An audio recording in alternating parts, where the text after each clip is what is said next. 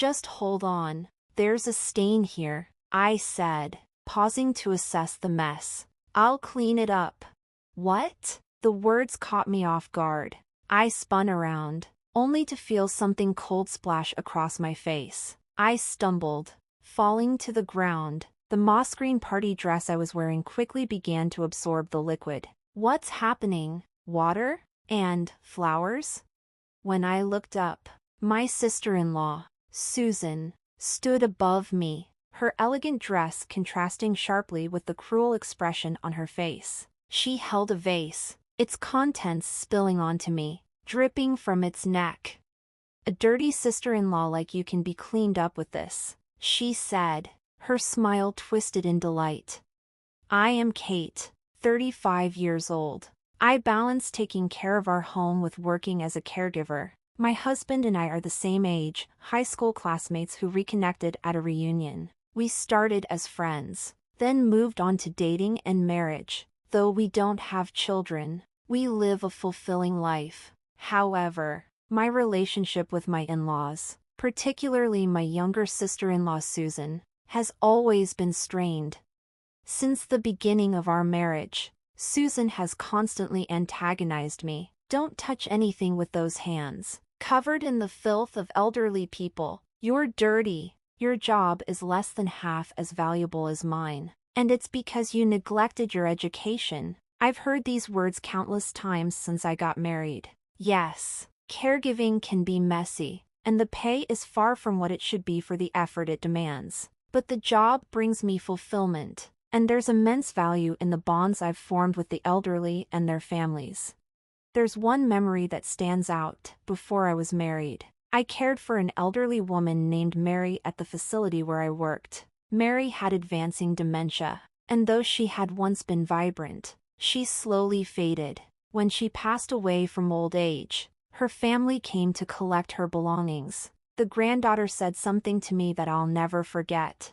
Before we reached out to this facility, our family was at its breaking point. Grandma had even forgotten me, someone she once held dear. But since we started receiving help here, things changed. Our family had room to breathe, and that feeling of loving her, as we once did, came back. It's because of all of you that we could give her that love until the very end.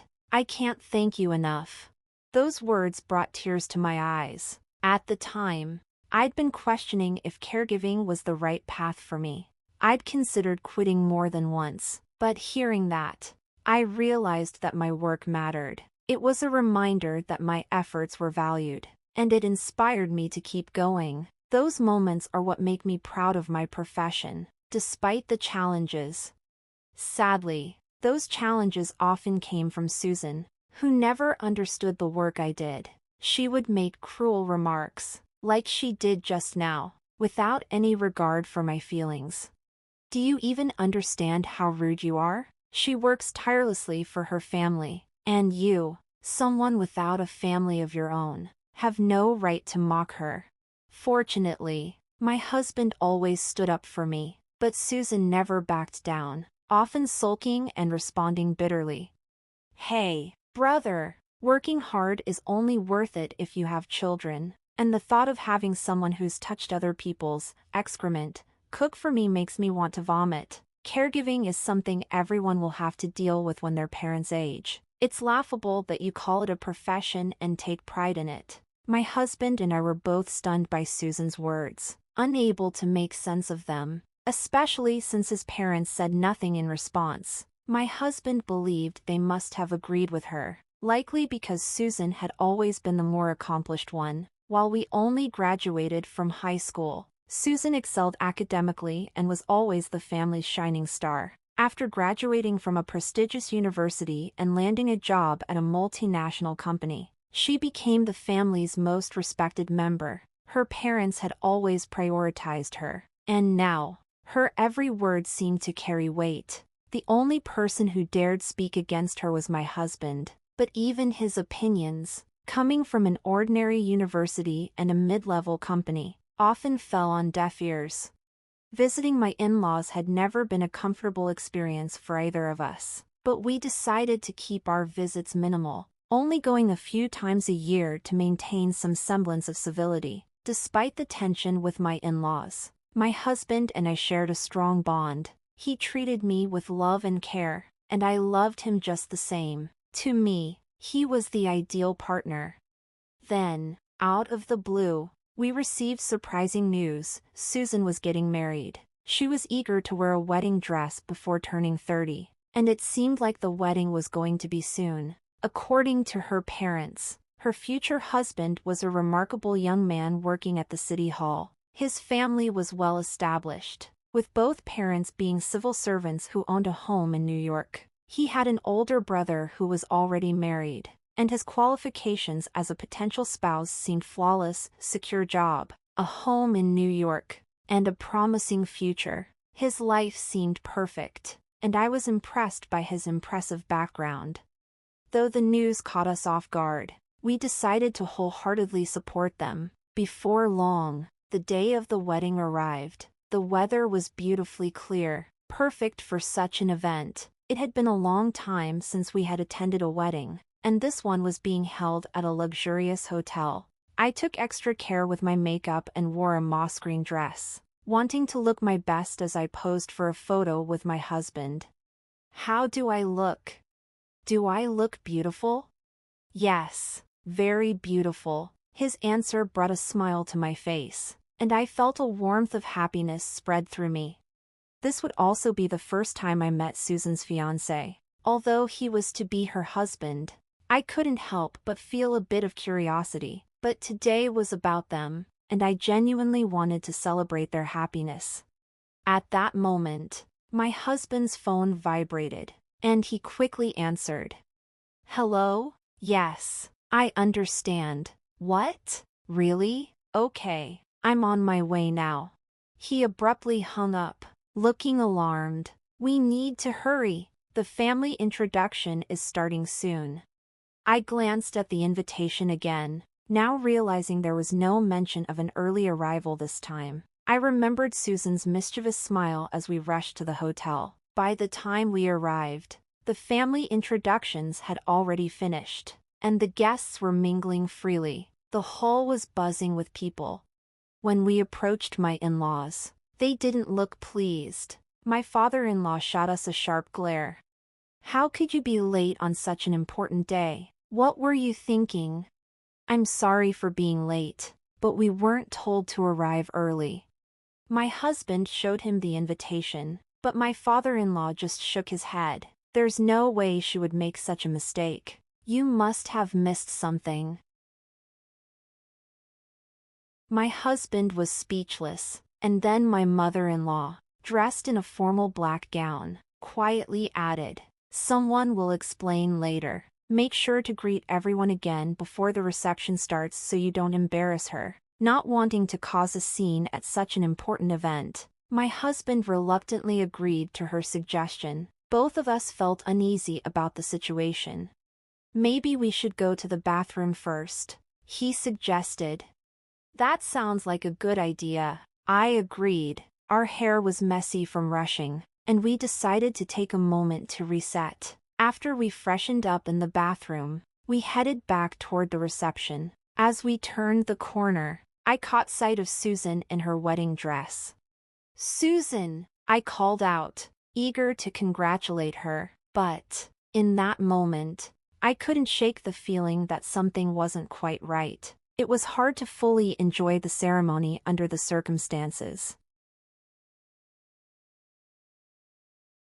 I couldn't hold back and called out to her, frustration clear in my voice. She glanced at me and responded coldly, "Why are you here? What does that mean?" I was invited, and I confirmed my attendance, so it's only natural that I showed up. Her question left me confused, and I couldn't quite process why she was acting like this. Her eyes, fixed on me in the empty hallway, felt judgmental, like I was somehow beneath her, an unwanted guest. It didn't make sense. This was a lavish hotel, and here I was, in a proper outfit for the occasion. Yes, I had been a little disheveled earlier, but I'd taken the time to tidy myself up. Looking around, I didn't feel out of place at all. Susan continued, her tone dripping with condescension. I thought people like you, working low-wage caregiving jobs, would be too embarrassed to come to a place like this. Or maybe you just showed up because you rarely get to visit places like this? Her words stung, but I was determined not to cause a scene, especially with my husband nearby, so I swallowed my irritation and replied as calmly as I could. Why do you talk like that? I came because I was invited and I genuinely want to wish you well. Plus, there are a lot of elderly guests here, and your comments aren't appropriate. Are you trying to say something to me?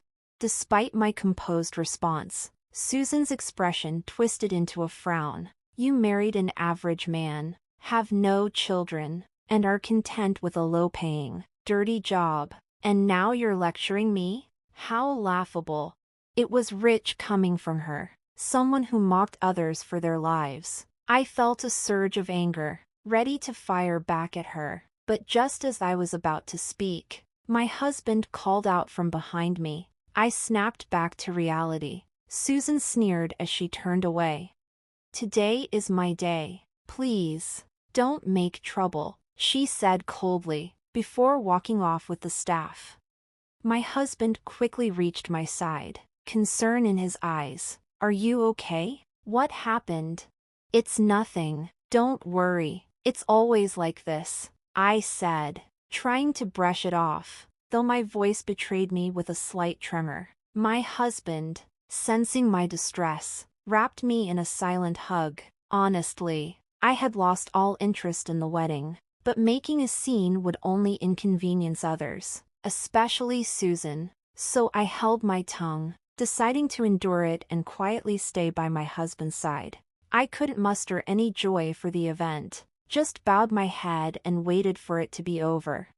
Since I had already contributed a generous gift, I figured I might as well enjoy the meal at the reception. After the ceremony, as we were heading toward the venue, a staff member approached us, stopping me. The bride has requested to speak with you. She says she has something to discuss with her sister-in-law. Perplexed, but knowing it was the bride's request, I told my husband and made my way to the dressing room. Inside, Susan, having just changed into a different outfit, was adjusting her accessories. Can we have a moment alone? She asked. Yes, but the reception is starting soon, so it can't be long. I know, just give us a minute, she snapped, her voice sharp. The staff hesitated, looking uncomfortable, but eventually stepped out at Susan's insistence. I couldn't help but wonder what she wanted to say. Susan reapplied her lipstick and shot me a sharp look. Do you understand why I asked you to come here? No, I don't. Do I really need to spell it out? This is why low education is such a problem, she sneered. What exactly do you want to say to me? I asked, trying to suppress my growing irritation. I'll make it clear if you don't understand. I've explained things to everyone, and I want you to leave now. I was taken aback by Susan's unexpected demand. Momentarily speechless, she went on, clearly frustrated. You've already come, so I'll let you stay for the ceremony, but I never thought you'd have the nerve to stay for the reception. That's really bold. You really are clueless. Her mocking laughter grated on my nerves, but the idea of leaving suddenly seemed appealing. Refusing to stay would avoid any blame from my in-laws later. It was a shame I wouldn't get to enjoy the reception meal, but it was far better than pretending to smile through the evening. Making up my mind, I grabbed my phone to call my husband and prepared to leave when Susan spoke again. Just wait a moment. There's a stain here. I need to clean it up. What? I was confused by her words. I turned around, and before I could process what was happening, something cold splashed across my face. I stumbled, falling to the ground, the moss green party dress I was wearing beginning to stain. What was going on? Water and flowers? Looking up, I saw Susan standing in a stunning dress, holding a decorated vase. Water dripped from the vase as Susan grinned maliciously. A dirty sister-in-law like you can be cleaned up with this. The flowers are just for decoration, just a little touch of beauty for your plain face. No thanks needed. She seemed pleased with herself as she casually reached for the intercom. Oh, sorry. My sister-in-law tripped and knocked over the vase. I need to go to the reception now. Could you take care of the cleanup? Without another word, Susan tossed the vase at me. It rolled across the floor and stopped at my feet. For all her sarcasm and insults, this direct action was something new, and I was left stunned. I feel much better now. I'll say it again. Don't come to the reception. Go back alone. It would be a nuisance to have you there. Now, it clicked. Normally, with my husband and in-laws around, she couldn't do something this bold. In this moment, it would be foolish to go to the reception, and I might even miss my train back. Susan smirked, clearly pleased with herself as she saw my despondency. As I gritted my teeth, I heard footsteps rushing toward the door. The door swung open, and the situation took an unexpected turn. What are you doing to her? The voice belonged to the groom, who stood before me, clearly out of breath, holding a vivid red bouquet of roses. Nothing. She fell over by herself and got doused with vase water, Susan explained calmly, glancing at the bouquet with a gleam in her eye. Wow, bright red roses. Beautiful. Is this a surprise? Susan added with an almost exaggerated enthusiasm. Yes, I'm so happy. I told you I was wearing a red dress. Let's go to the reception. She's fine. I've already informed the staff. So it's not our problem. It's not our problem? The groom shot Susan a quick look, then pushed her off him. He walked over to me, pulled out a handkerchief from his pocket, and handed it to me. Please use this. Thank you. I accepted the handkerchief, checking the time as the reception was about to start. I'm fine. Please go ahead to the reception. The groom and the other guests are innocent, and I don't want to cause them any trouble. Let's go. Don't worry about her. Susan, didn't you just say it doesn't concern you? I hesitated, and it must have been enough to give something away. Susan froze, realization dawning on her face. Behind her, the groom smiled at me. You are a special benefactor, especially as my sister-in-law. What do you mean? Both Susan and I asked, bewildered, at the same time. A benefactor? What is he talking about? I had never met this groom before today, but as I looked at his face, memories from the past clicked into place. Wait, are you related to Chloe Miller, the family I cared for at the facility where I used to work? Yes, that's right. You really helped us back then.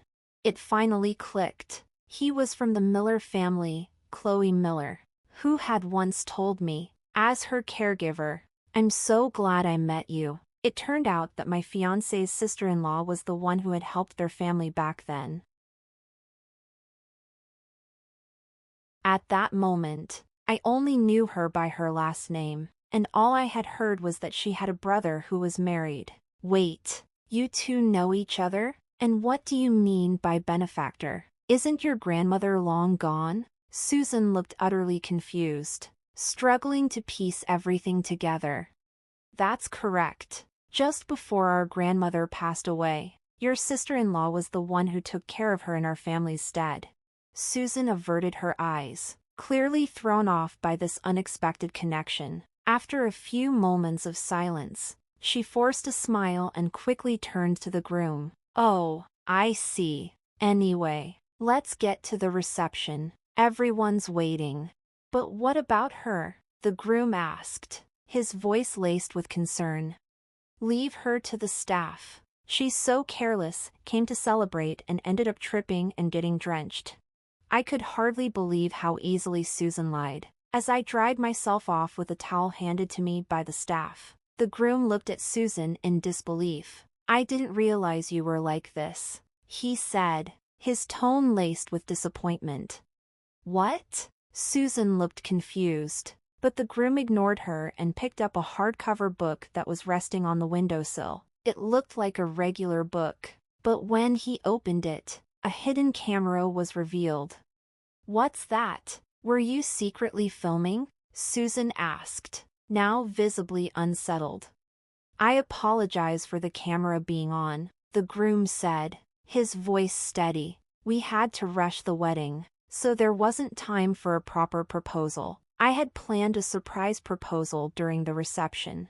Susan froze in shock. The groom continued, unfazed. "Here was the plan. After you changed into your new outfit, I was going to go to the dressing room where you were resting alone, propose to you in private, and then, after getting your response, carry you into the reception hall. The whole thing was supposed to be filmed and shown live at the venue as a surprise." Susan's face drained of color as she heard this. "I had to cancel the live feed when the surprise got ruined, but I saw everything. I saw all of it." The groom glanced at me briefly before adding with a sarcastic smile, "I never imagined the surprise would turn out like this."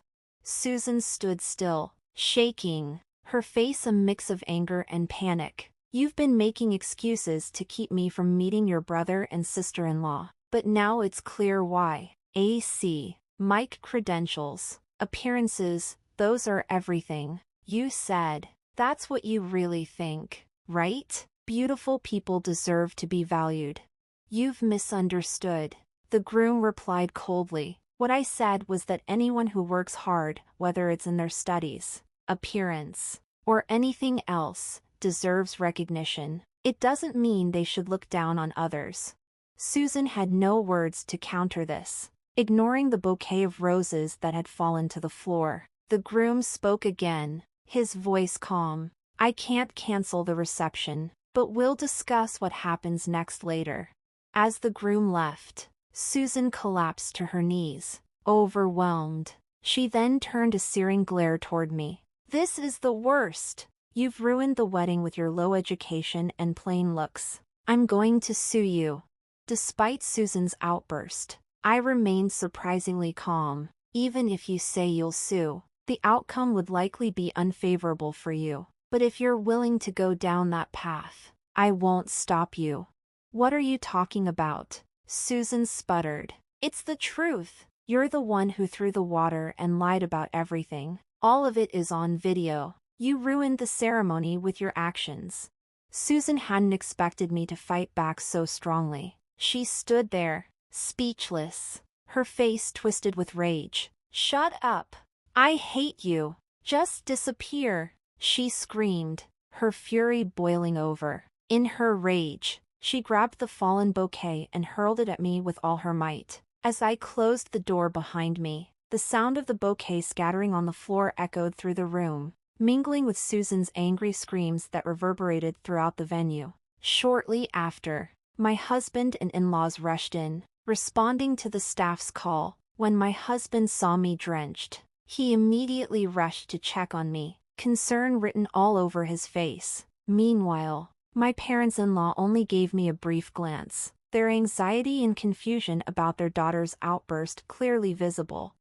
When the groom played the video he had recorded to explain what had happened, my parents-in-law were left speechless, and my husband could barely contain his anger. Her behavior was completely uncalled for. If I had known things would unfold like this, I would have kept her at a distance from the beginning. "I'm so sorry you had to go through all this." "It's okay," I reassured him, trying to calm him down. I spoke up for myself, which helped me feel a bit better. My in-laws were still at a loss, unsure of what to do next. I quietly addressed them. "I don't have a change of clothes, and staying here won't help her calm down. I'm leaving now." They exchanged a brief, relieved glance before responding. "All right, leave this matter to us. If you could go back soon, that would be helpful. Today's focus should be on our daughter. You'll forgive her, won't you?" Their words tugged at me, understanding their parental instinct, but I was still determined to leave. At that moment, my husband gently placed his hand on my shoulder. his voice steady as he turned to face his family. I won't allow my wife to be treated this way anymore. I'm sorry, but we're going to have to keep some distance moving forward. I hope everyone here finds happiness. His bold declaration left his parents stunned and speechless. We silently walked out of the venue, our hands intertwined. The reception, though planned, was delayed for several minutes and eventually cancelled due to the chaos that had unfolded. The groom later announced their divorce, and Susan found herself single again just a month after her wedding. I later heard that Susan blamed me for the entire debacle, but I knew it was the direct result of her own actions. I felt no sympathy for her. The consequences of her behavior had finally caught up with her. After distancing ourselves from my in-laws, I asked my husband one day if he ever felt lonely, being apart from his biological family. He immediately smiled and responded, "What are you talking about? I have you, and soon, we'll have even more family members." His hand gently caressed my belly as he spoke. "We're going to build a warm, loving home for this child."